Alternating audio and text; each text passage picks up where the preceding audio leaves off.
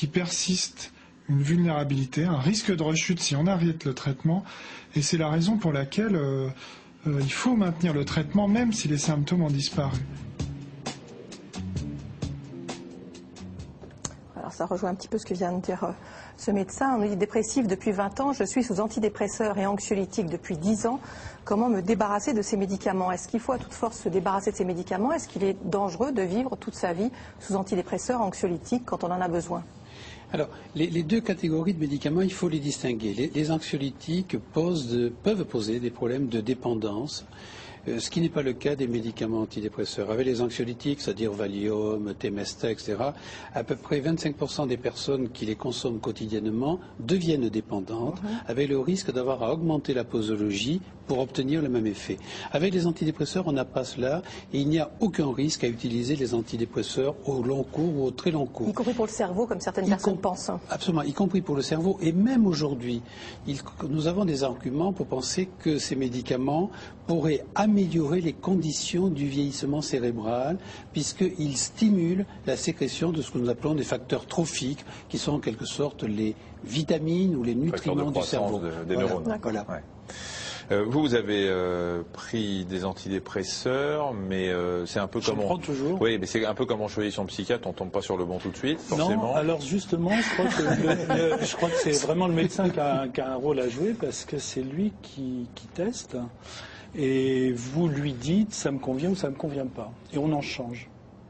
Et vous avez eu quoi comme effet secondaire, par exemple? J'ai eu des effets secondaires là dans le dernier, parce que depuis 3-4 ans, j'ai eu des moments vraiment où ça allait bien, quand je partais en voyage, tout ça, et je m'arrangeais pour arrêter les antidépresseurs pendant 2-3 mois, et puis j'ai fait des rechutes. Alors justement, oui, répondez sur les antidépresseurs, on va vous demander, parce que c'est pas des antalgiques qui agissent en 1 heure, hein, les antidépresseurs, c'est tout le problème. Il faut au moins 15 jours avant que ça commence. Même 3 semaines pour certains. Et qu'est-ce que vous avez eu comme effet secondaire alors? Alors les effets secondaires, c'était terrible, c'est que j'arrivais plus à manger. J'ai été nauséeux et mon cerveau ne répondait plus normalement. C'est-à-dire que j'étais léthargique, je n'avais plus aucune énergie, je n'avais qu'une envie, c'était de dormir. Plus d'idées noires, mais... Oui, mais lobotomisé. Mais plus d'idées du tout. Plus d'idées du tout. Voilà, dramatique, quoi. Dramatique. Une paramécie. Ah oui, donc j'ai appelé en disant vraiment... Il faut changer.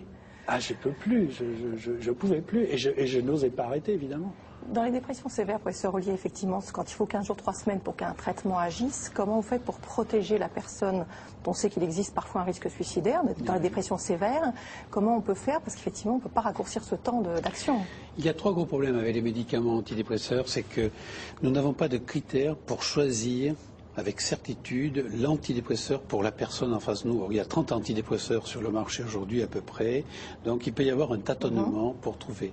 La deuxième chose, c'est qu'il y a un délai d'action effectivement qui se compte en quelques semaines. C'est souvent 3 semaines, mais ça peut aller jusqu'à 6 semaines avant qu'on observe l'effet antidépresseur. Ce qui est effectivement un gros problème en cas de situation urgente. Et à ce moment-là, eh bien, on fait avec de la surveillance, éventuellement une hospitalisation, et puis les médicaments anxiolytiques dont on a parlé tout à l'heure, qui peuvent permettre de sédater, comme nous disons, la personne et la faire dormir et attendre que l'antidépresseur. Et le troisième problème, c'est qu'on ne connaît pas véritablement entre les médicaments antidépresseurs pourquoi un antidépresseur va être efficace chez une personne alors que les précédents ne l'ont pas été, on ne sait pas pourquoi. Est-ce que la voie de recherche pour plus tard, c'est pas justement de trouver un antidépresseur qui ferait de l'effet en 24 heures? Parce que finalement, on l'avale, ça passe dans le sang, le cerveau est l'organe le plus vascularisé de l'organisme, donc la molécule arrive très vite. Bloquer des récepteurs, comme on l'a vu tout à l'heure, ça n'a pas l'air d'être très compliqué. Pourquoi il faut tant de temps? Ça se fait. Ce que vous avez montré de manière très didactique tout à l'heure, hein, le problème, le système de la transmission et de la recapture des neuromédiateurs, l'antidépresseur agit effectivement tout de suite là-dessus. Or, l'effet antidépresseur ne survient qu'après plusieurs semaines. C'est-à-dire que cet effet neurobiologique n'est pas suffisant pour rendre compte de l'effet antidépresseur. Donc il y a d'autres mécanismes en jeu et actuellement, bien sûr, il y a 2 pistes de recherche pour la recherche privée en particulier, mais la recherche publique aussi, mais la recherche privée travaille beaucoup pour trouver un médicament antidépresseur qui agisse tout de suite et aussi qui ait d'autres mécanismes neurobiologiques et d'autres effets neurobiologiques qui aideront à mieux comprendre les mécanismes qui sous-tendent les symptômes de dépression. Question sur les séances de sismothérapie. On nous demande si ça donne ou pas des pertes de mémoire. Alors avant que vous ne répondiez, professeur, cette sismothérapie ou électroconvulsivothérapie, c'est un des traitements de la dépression des patients qui résistent au traitement classique. Cette thérapie qui est mieux connue dans le grand public sous le nom d'électrochoc. Alors c'est vrai que c'est un mot qui fait peur, mais le geste n'est plus du tout celui que l'on faisait auparavant. Voyez ce reportage signé Guillaume Morinet. Hélène a 42 ans, elle est dépressive depuis 2 ans et elle vient 3 fois par semaine pour ses séances de sismothérapie. J'ai été traitée quand j'étais à mon domicile par des antidépresseurs.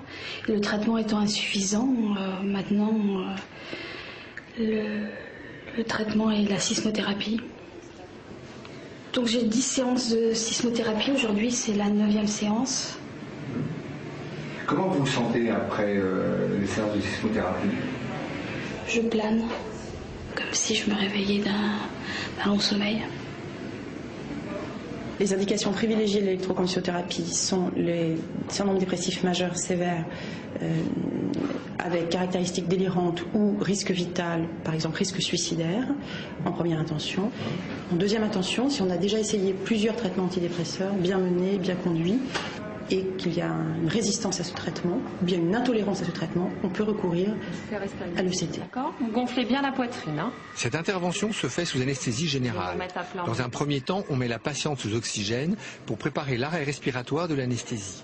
On injecte ensuite du curare pour bloquer tous les muscles de la malade et lui éviter de trop grandes convulsions lors de l'électrochoc. Cette décharge électrique va induire une crise d'épilepsie généralisée.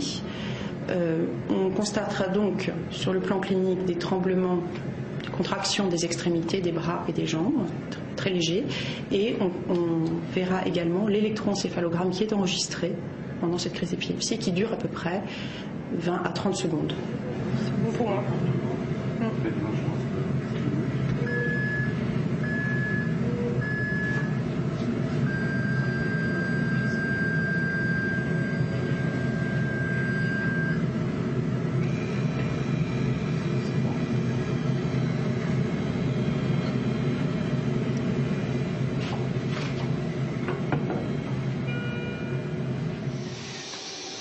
On utilise des drogues qui ont une durée d'action qui est très courte.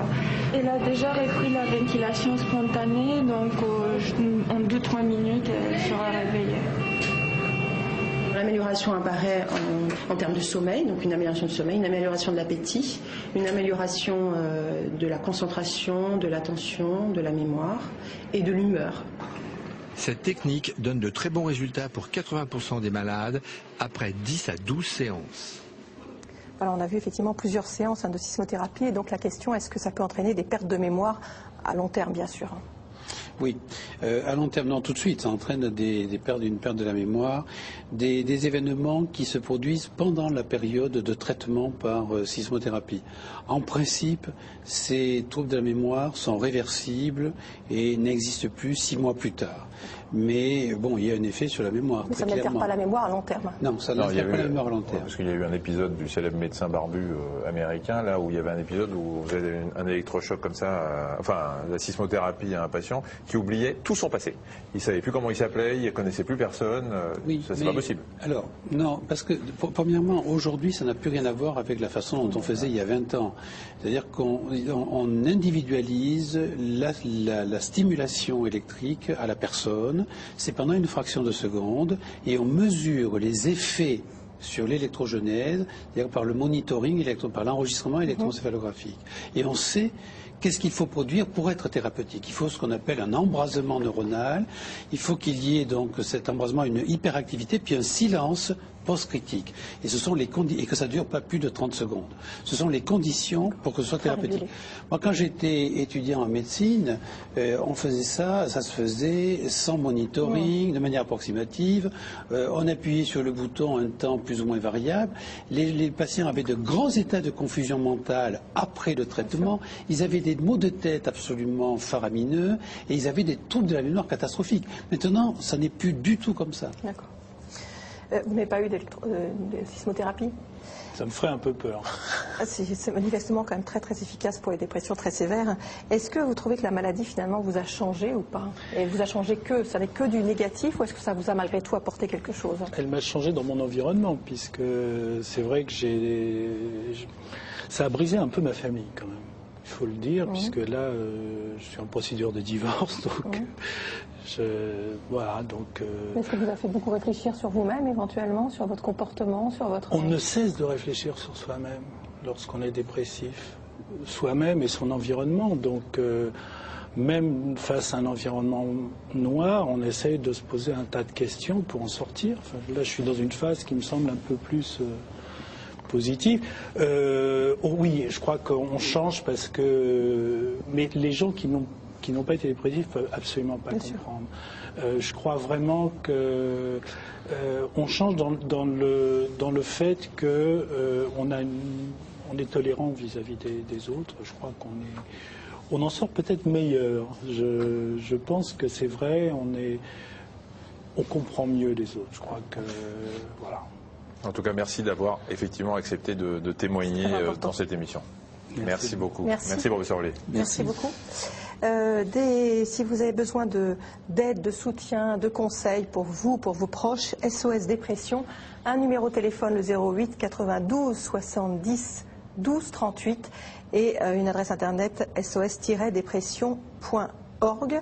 Demain, on attend toutes vos questions sur les téléphones portables et puis un appel à témoins, Michel. Un appel à témoins pour une émission que nous préparons, un appel sur la kleptomanie. Si, sans raison particulière, il vous est impossible de ressortir d'un magasin sans subtiliser un objet, même de valeur insignifiante, un écran plasma ou une voiture, et que vous acceptez de nous en parler, contactez-nous au 01 58 88 84 79. J'ai bien fait là. Une fois, vous le ferez bien, j'en suis sûre. Merci beaucoup. À demain. Bon après-midi, à demain. Au revoir.